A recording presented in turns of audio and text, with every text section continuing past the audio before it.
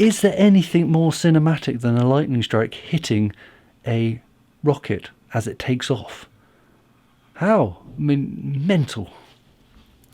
Mental.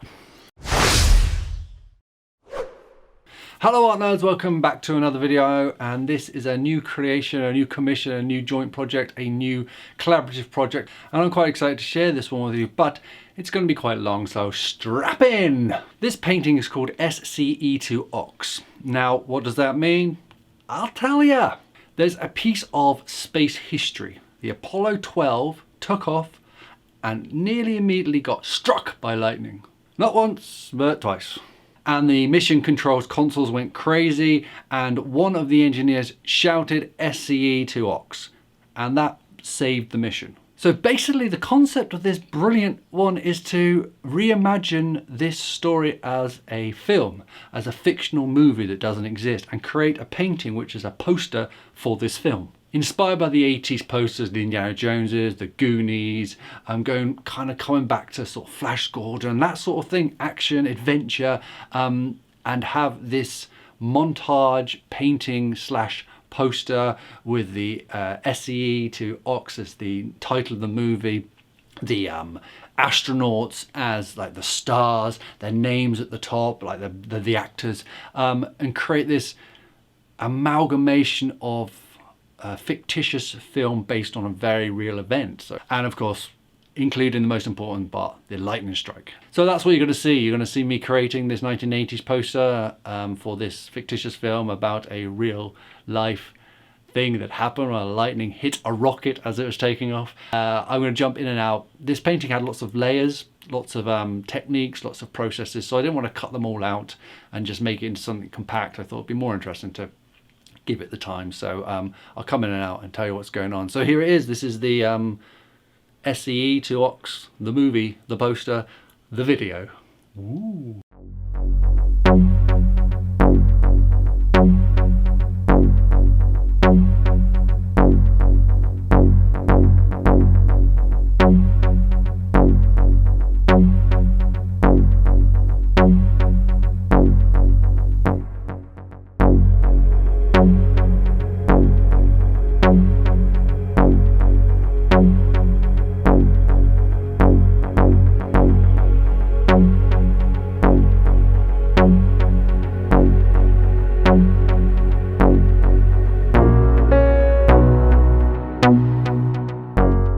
Hello, did you think I'd left you? I'm back, don't you worry about that. So I've told you what this painting's all about, and we are going in and starting one of the three faces. This one here. This is, when I was painting him, I was calling him Mr. Hare. This is Commander Module Pilot Richard Gordon. Maybe the most American face I've ever painted in my life. Big, thick head of hair, massive American smile. Just like this American hero. I mean, he was nearly like a caricature. Something interesting here, if you just noticed, you've been watching carefully, I'm repainting it all. So I painted him, and I realised I didn't like the tonal range. The tonal range of the painting I started off was too dark. Everything was going to get dark and sort of gothic-y, and this painting was about space. It was about the final frontier. It was about to beyond infinity and beyond. What's the quote? To infinity and beyond. It was all about space.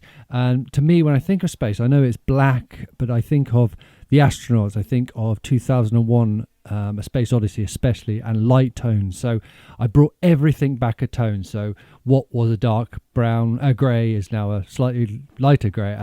So this actually had, I think, 7 or 8 tones altogether. I brought everything back. So this has an extra tonal range in to, if you've seen any of my other paintings, and I use my greys, this has another tonal range in. I don't know, if you want to see the greys, maybe I'll pop them in here and you can see what I use. So these are the greys. See them? I mix them all up and give them little names, and that's what this painting's all been made out of, this paint. Exciting. That was exciting, wasn't it? I'm trying to keep you watching. Yes, so painting Richard.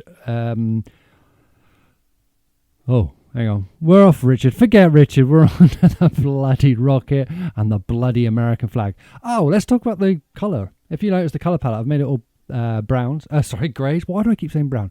Greys, monochromatic. And then I've picked out two colours, and this is an American space NASA American flag, so the colour had to be blue and red. So that's what I'm doing. I'm picking out the blue in their costume, spacesuit, that's the word, and of course the American flag on Gordon's arm there, and the blue on the rocket gets changed later on at the request of the person commissioning this, because apparently that's what spins round to see which way they're going, something like that. Anyway, but that looked much better once I took the blue out and I made it into a dark grey. Now we're going on to the person I was calling Mr. Smile. He's got a big gap in his teeth, which is very good. So this is more like the English guy. Commander Pete Conrad. What a name, Pete Conrad. He had such a cool cheeky smile, and something I discovered while painting this painting, when I was trying to get the balance right. This painting for me was all about balance. It was all about getting the balance right, because it's a montage. If you've ever done I think scrapbooking, if you scrapbook as a kid, you whacked all these pictures together, but if one was a bright yellow, one was black and white, and then one was red, and then one was green, and one was turquoise, they kind of fought against each other. So I knew I wanted to add some colour to this, but I had to make it all balanced, and that's why this tonal range was very important. My point was, we've got three astronauts. Two of them are bald. Bald, obviously, is not dark. So having Gordon's hair, this thick, like beautiful hair, and the other two being bald, was a challenge. A challenge I did not anticipate having with this painting, but one actually that jumped up and said hello as I was doing it, which was interesting. There it looks like I'm painting white, but this is an unbelievably light grey. This was the sixth tone that I mixed to get into balance. And the NASA logo, obviously the NASA logo is the same colours as the American flag, and I'm assuming that was on purpose by whoever designed it. I like how this is picked up. I've got the NASA logo on his shirt. Gordon's got the flag, and the last guy in the background, he has nothing. But he's at the top. He looks like the hero. So with these three faces, we'll see later on. So Gordon was very much smiling. So if you think about a movie poster, each of the characters usually have some type of expression. The expression is usually showing their character. So if you think of like Ron, he'd be scared. Especially in the Goonies, they look like they're scared. Princess Leia will look defenseless. Han Solo will look cool. They all kind of tell their character just by that shot, and that's what I did when picking the reference photographs. I'll just quickly talk about this. This was very much inspired by Star Wars posters. Usually in a Star Wars poster, in the background, you've got an X-Wing or a TIE fighter flying by. So I've whacked the Saturn here, going up this massive plume of rocket smoke, which is a big thing to do with this painting, and then obviously silhouetted by the moon, which, you wouldn't know what that was unless I told you, would you? This looks like a little Nerf gun being shot, but that's what I want to do. So you can kind of see here, I'm picking up the blue of their space suits. I'm not sure what that bit is, the bit that clips into the helmet. I honestly do not know this. That's something that's also unbelievably interesting about this. I am English, if you haven't noticed by the voice. Space really isn't a thing in England. I had an amazing call with Lee, the guy who commissioned this painting, and he explained all this to me. We don't have space in England. We're not brought up learning about space. We don't have space stations. We've never done space travel. So all these people, all these names, all this culture was completely foreign to me. And that was a wonderful thing for me to go into something, not blind, because I've got a lot of knowledge on film and posters, but blind on the stories and the concepts. So that was really interesting. And now we're going on to the top man, Alan. What was his name? Oh, I wrote it down somewhere. Lunar Module Pilot Alan Bean. Alan Bean. Again, not enough hair for my liking. We've got the three faces, and this one is the more action face. Oh, what's going on over there? That's why he's got this sort of look. Also, his name's Bean, so for some reason I kept thinking of Sean Bean, which made me think of even more Lord of the Rings posters. He had probably the most serious face, and I liked how we had the smiling one, the joking one, and now we've got the one ready for action, to kind of create that narrative of a story going on. And that's really it for that. That was what I really liked about the four faces. This is where I was trying to balance it. Old Alan has a little bit of hair. He's got a little bit on the side. So at first I made it too dark, so it unbalanced everything. But I've used that little bit of hair just to try to tie the darkness in. But as I said, this is a very, very light colour palette. I'll let you watch me paint the rest of this, and I'll come back when I've got something else to say. But I'm sure there's something. Yeah, it's interesting.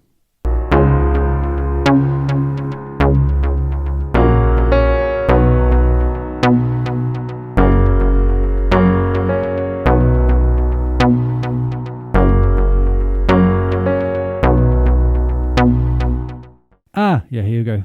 This is when I changed that blue to this dark grey, which made such a difference. That blue is really pulling away from the focus, so I think it was a really good idea. And now we're going to paint some eyes. You know what eyes look like. Eyes, as I always say, you can mess up a paint as much as you want, but as long as you get the eyes right, everything else will be perfect.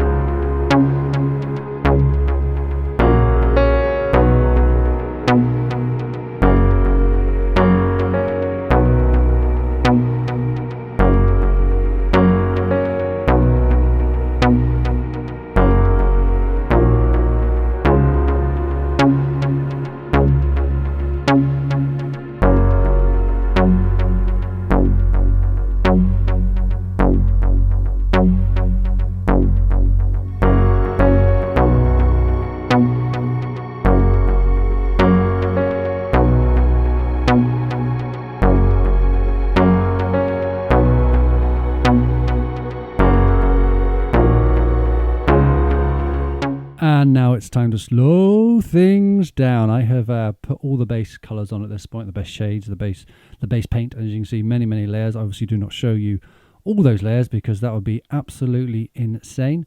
And now I'm going in with a Posca pen. The Posca pen here, I'm going in. I've slowed this down a lot so you can see how little, how much power, how much impact a single line has. This is my style. This is me painting comic book. I grew up loving comic books, and in comic books you are split between inking and colouring. So in theory I've done the colouring, now I'm going in with the inking. You can use, and I do use on a lot of paintings, a thin paintbrush to do this, to get the lines. But for this one, I think it just needed, it didn't want to be smooth because it was this poster look. They're not smooth, they're pop art in style, but I wanted to a bit more rough, a bit rough around the edges. I don't know what I'm trying to say really. It just didn't quite feel right to do it with the paintbrush, so I went in with the Posca pen, which is one of my go-tos. They're fantastic little pens. If you want any, have a look in the bottom. I will have a link to them. And I'm just putting these few lines in, which is giving the impression of all the features. So I've done his eyes, now I'm going on to his mouth and his teeth and his lips, and it's very subtle. Cross-hatching. Cross-hatching, if you know about art, you know about cross-hatching. Cross-hatching is a way to create shadow and create shape and contour with just lines, as opposed to smudging and shading like with a with a pencil.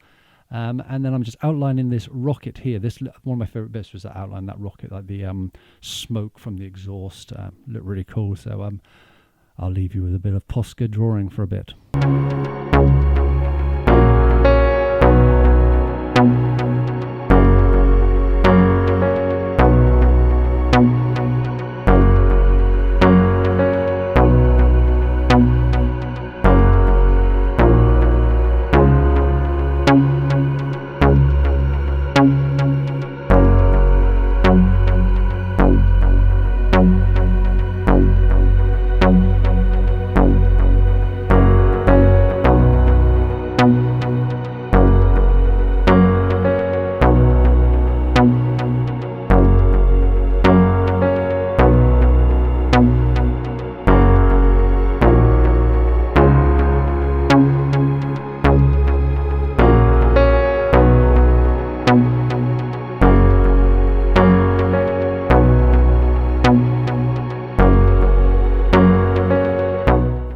Like how the ink, especially on the rocket there, because I'm drawing straight lines, it gives it an architectural feel. And now I'm going down to the American flag, and it just gives it this perfect framing, giving it this black line, this black edging. Now a lot of people are very against black. I hear a lot of artists saying they never use black, but black for me, black edging is all about pop and comic books. So that's the thing that I think it brings to a painting. It brings the pop, it brings the graphic, it brings the setting in a certain time period, and that time period being now, and using more modern day things. These paint pens didn't exist when I was studying art. Now we're going to the smoke, which is still one of my favorite bits. This smoke really encapsulates and frames and creates the whole painting as one, connects them all together, gives them all a surface that they're living in. And now we're going back over to Mr. Gordon. He needed a small detail because he's got no hair, as I keep banging on about, but I had to somehow give him a bit more detail. So those eyelashes are way too long. I'm pretty sure I do fix that because he looks like a little girl. But the Posca here is, again, a couple of lines making all the difference and bringing these shapes that look like blobs of different tonals to life, I hope.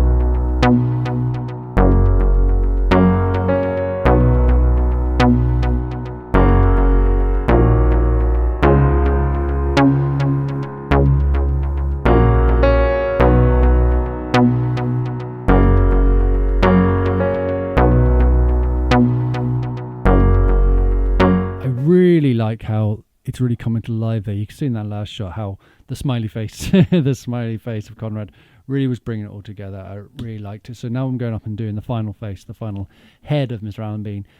He, as I said, is the face is looking after the side, and I wanted his eyes to be quite wide, quite adventurous, quite, like I say, I was imagining him as Sean Bean, which I don't know why, just because of the name. That's, you know, that's how my brain is.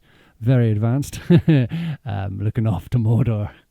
I talk about these pens. These pens, ink pens. These are called Posca pens, or people call them paint pens.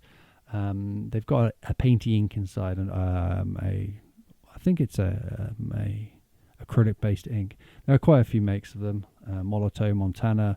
But the Poscas are very, very, very good.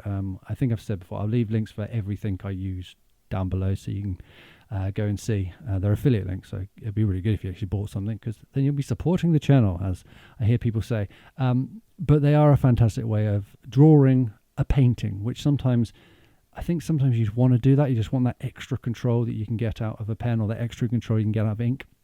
You obviously could do it with a dip pen and things like that, but dip pens struggle on canvas.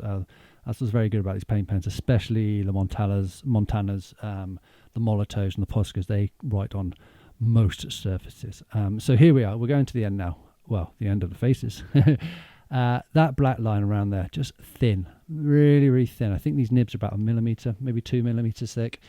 So it's, you can see here now with those. Oh, we've changed angle.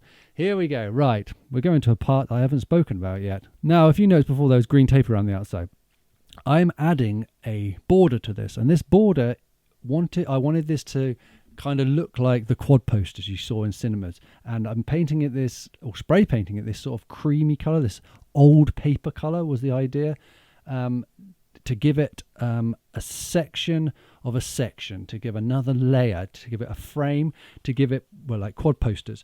You know, these would normally have all the directors wrote all over it, or the quotes. So we did contemplate putting a quote that are like, you know, the best space adventure since Apollo 13 and what have you, before Apollo 13. We didn't do that, and then we didn't put any quotes in there because I think we had enough text, which you're about to see. Spoiler. This, again, just with tape, one of the most satisfying things in the world, pulling off frog tape and revealing a nice straight line. Another camera angle here. I was just messing around with a new camera angle here. I quite like it, actually. What do you think? It's a bit hard to see because my hand's in the way, but I'm right-handed, so if you watch a lot of people who are painting videos, the cameras can only be one side because their hands cover everything. Here I'm just going in back with the highlights, but you can see how that frame is working now. Get that border, that sort of old parchment paper, like it's been stained with years of cigarette smoke and what have you, just that cool thing. And now we're becoming a sign painter. Now we're adding the names of the astronauts in the same way you'd see Tom Cruise or Brad Pitt or Taylor Swift. No, she's not an actress. Scarlett Johansson. At the top, Kirsten Dunst. And then down the bottom, we are having the two-tone with the shade dropping, the title of it. Like I say, I am no sign painter, so this was a practice for me. I put these two tapes to keep everything straight. getting it plumb, getting it level. That was the hardest bit, getting it all level, especially on canvas. Canvas is very hard to get things level. And then, well, you can see it came out really well. I have some of the sign painters brushes, which I love, hand over, and they came into their own here. Really sharp text. And then we're doing the SCE to AUX, OX, as the title of the movie. Again, using the same palette, the NASA, the American flag palette, but doing the two in a minute in a darker blue to take it away from the other two. It's the less important word. I used a much darker, I think, cobalt blue, ultramarine blue here. Took about 9 coats, bloody paint with that opacity, really bad. Taking off the frog tape again, just to reveal those beautiful straight lines. And this was one of my proudest moments, because this is not something I've really ever done before. I've done it with people's handwriting, but not specific, not like accurate. And then we're putting a little bit of tape in here to do the little last bit, and that is writing the movie, because this is not just a film. This is not just a television series or a documentary. This is a movie starring the astronauts. It's all coming together here, and this is where I'm speaking fast because I'm getting excited, because it was such a cool project, this one. So many techniques. I love that corner. It's probably my favorite corner, this bit where the rocket takes off from. I'm not sure what it's called. I'm sure it's got a name. I love that corner. It's just very small. Oh, and then I'm going back over just the top names, the surnames in black, just to give it an edge. I just wanted to bring it out slightly. So I did this with a Posca again, and a ruler, and just gave it an outline. I was worried about doing the outline. I don't know why. My hand was shaking a bit, but once I got the ruler out, and I was cool. Like, again, you wouldn't normally do precise lettering on canvas, because canvas is bumpy and it's not the easiest thing to paint on and get accurate. But anyway, so that's what I was doing here, doing lots of black lines, which is very cool, and I really enjoy doing it. The camera is not even seeing this here. Oh, there we go. Okay, good editing there. Yeah, as I was saying, so this was just to finish it off, a detail you really won't see. Again, this is something I probably would normally cut out of the videos, because you don't want to see someone outlining letters, but I think it's very important. It's such a small little thing on. And there, here is me, nearly finished. I'm just putting in a few little details and feeling quite smug about myself. It's looking really good. And you can see how, when I was on about earlier on, you've got the rocket taking off, the action, you've got the happy face, you've got the joking face, and you've got the concerned face looking to the future, to the adventure, and then the rocket in the background. And this is really becoming this perfect film poster. And I'm hoping it makes it look like a film you'd want to watch. And this is what I was doing here. I was just looking. Again, something completely cut out of videos. And if you've ever painted a painting or wrote a book or wrote a song or anything to do with the art, sometimes a lot of time is just looking and thinking, and realizing that sometimes it's this little tiny tick, this little tiny dot makes all the difference. So this is here where I thought actually it'd be really cool if I added a few more lines to this smoke. And the smoke, obviously smoke as being inherently light and fluffy and transparent, so I wanted to add a little bit more weight to that, and that was done by adding a few more black lines around it's nothing really. It could be people, it could be structures, whatever it is coming out of the smoke. Those are the things there. And then this is looking really good, and I'm pretty sure it's pretty damn close being finished. Now, you remember at the beginning of the video when I banged on about the lightning strike? Well, I forgot to put it in. And not once, but twice. I sent these photographs to the guy who commissioned this, Lee. Hi, Lee. And Lee goes, oh, there's something missing. So you just saw me being all proud and happy about finishing this painting. I hadn't finished it. So let's add the lightning strike. Idiot. Yep. So completely forgot, didn't I? One idiot. So I'm going in here and painting this lightning strike, which is the most important part. Not the most important part, but the part that makes this action movie have a disaster element. And here I got out the very, very thin sign writer's brushes to get these long, delicate lines, which I chose to be in blue. Again, because to keep on the palette would look stupid if I added in a yellow or a gold or something. But this would connect it all together. And as you'll see, as I take this up, we're going to go further up, and slowly but surely make this lightning bolt the thing that is connecting this painting to the border, and to the letters, and to the wall if it's hanging on. And this is kind of the narrative structure that's bringing everything all together. and we'll get there in a minute. There we go. We're staying in the white, and any second now we'll go over. And that is it, which has been an adventure, a journey, and I hope you got this far in the video. If you did, give yourself a big pat on the back. There is the painting. The painting now is sitting in America, where this painting really should be. If you want any prints, if you want any information, please ask below. All the materials down below, and let me know what you think. Subscribe and all that jazz. Goodbye, goodbye, goodbye.